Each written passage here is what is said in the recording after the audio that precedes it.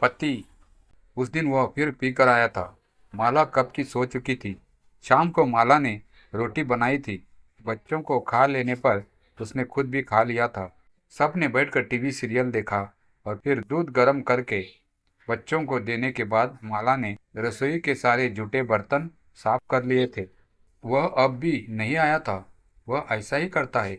जिस दिन किसी के साथ बैठ जाए फिर वही आधी रात कर देगा।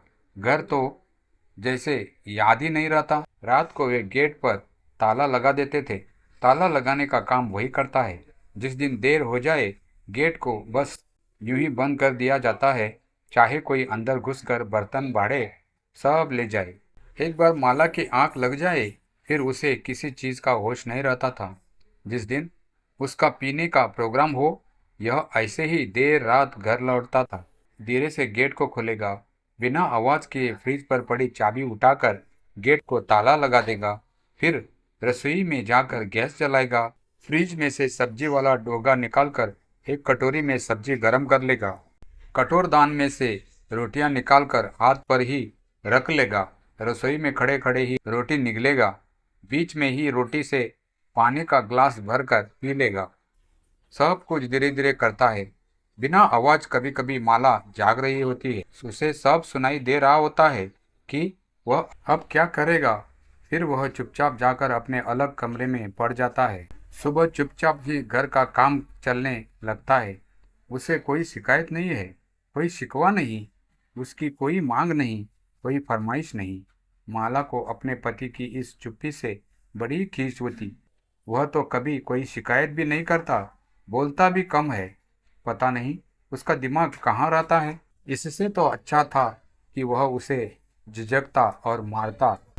उसकी झिझकियों में एक अपनत्व तो होता था।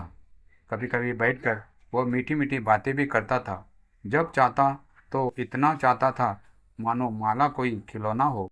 वह उस खिलौने के साथ जी भर खेलता, उसे उछाल देता, पकड़ता, परे रख देता, लेकिन फिर उठा लेता, जैसे खेल खेल कर बच्चे का चाव पूरा न होता हो।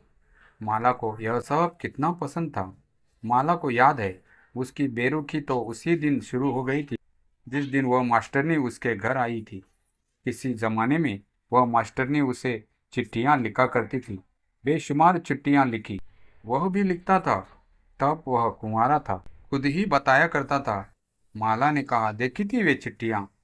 उसने तो कभी यह भी नहीं पूछा था कि चिट्ठियों में वे क्या बातें लिखते थे। उसका फोटो भी था उनके घर में, संभाल कर रखा हुआ। वह उस फोटो को अपनी अलमारी में रखता था, छोटे सुनहरे फ्रेम में जड़ कर रखा हुआ फोटो। वह सोचती, शादी से पहले लड़कों की 100 बातें होती है, होगी यह कोई लड़की। यह कहाँ पता था कि अब इतने वर्षों के बाद वही लड़की आकर उनके वैवाहिक जीवन में खलल डाल देगी, उसके पति को खा ही जाएगी। माला से वह खलल बर्दाश्त नहीं हो पा रहा था। इस वक्त उस मास्टरनी की उम्र 35 साल से ऊपर होगी। सुना है अभी तक उसकी शादी नहीं हुई है। वह सोचती, अब तक तो उसका ब्याह हो जाना चाहिए था। शादी हो गई होती तो अब तक उसकी गोद में 4 बच्चे होते। शादी क्यों नहीं हुई? जाहिर है कि किसी लड़के ने उसके साथ शादी की ही नहीं होगी। इस तरह की लड़कियों के झांसे में कौन लड़का आएगा? सारी उम्र इश्क ही किए होंगे। ब्याह की जरूरत ही क्या है? एक को छोड़कर दूसरे को जा पकड़ती होगी। अब और कोई नहीं रह गया तो आ दबोचा 3 बच्चों के बाप को। उसने भी क्या देखा इस अधपकी दाढ़ी वाले में, जिसकी स्त्री के 3 बच्चे हैं। यह भी भला कोई उम्र है इसकी? चल पड़ता है हाथ में बैग पकड़कर तो 2-2 रातों तक घर में नहीं घुसता। 2 बार तो वह उल्टा भी यहाँ रातें गुजर गई। माला का सब्र आज टूटा, कल टूटा। मर्द नहाया घोड़ा होता, पर काहे को? इस मूर्ख पर तो कोई असर ही नहीं होता। माला को पति की नित्य की झिझक मार बुरी लगती थी। बड़ा गुस्सैल स्वभाव था उसके पति का।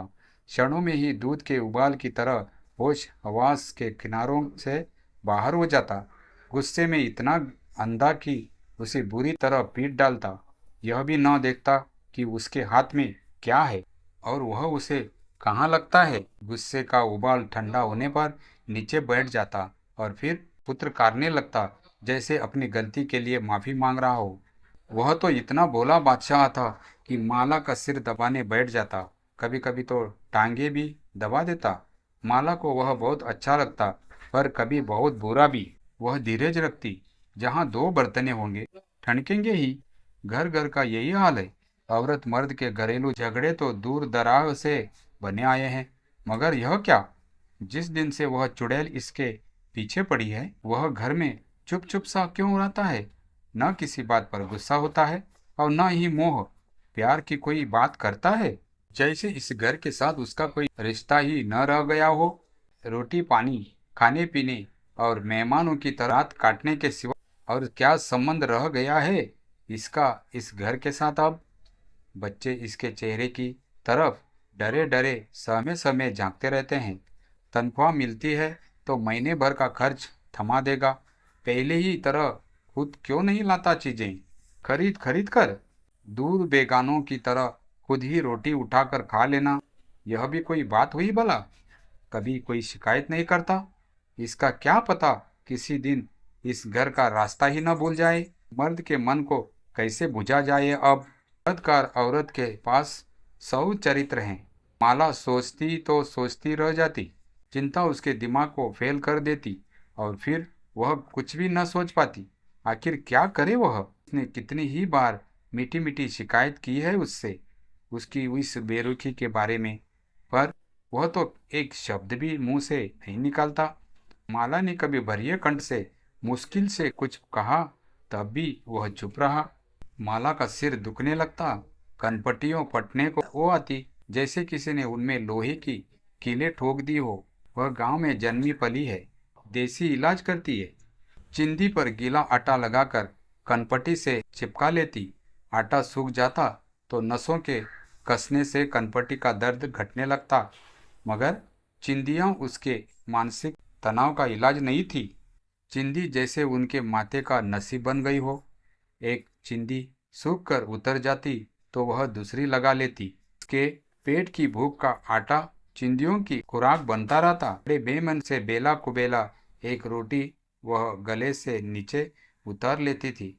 उस दिन वह फिर पीकर आया था।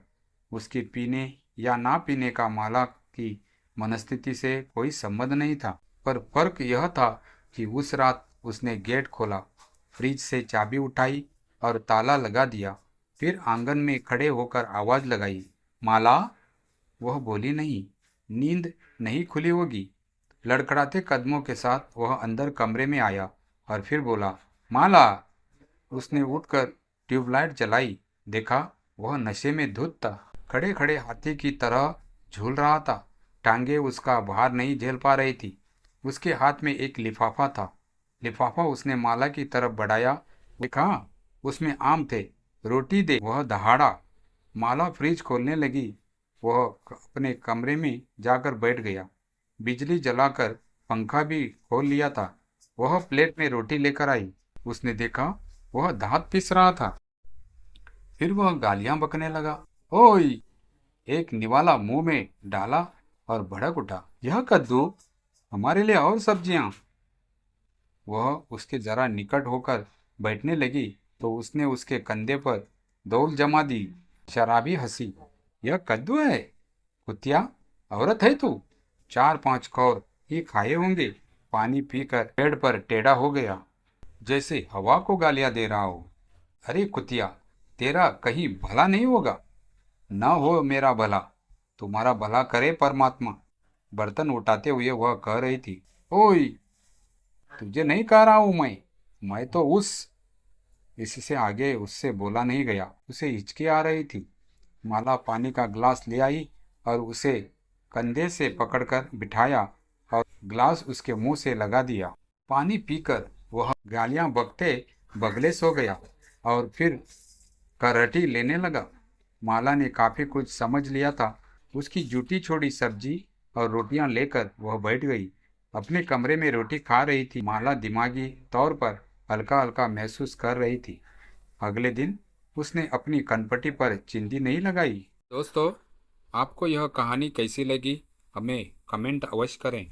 साथ ही वीडियो को लाइक करके मेरे चैनल कहानी कुंज वॉइस को सब्सक्राइब जरूर करें। धन्यवाद।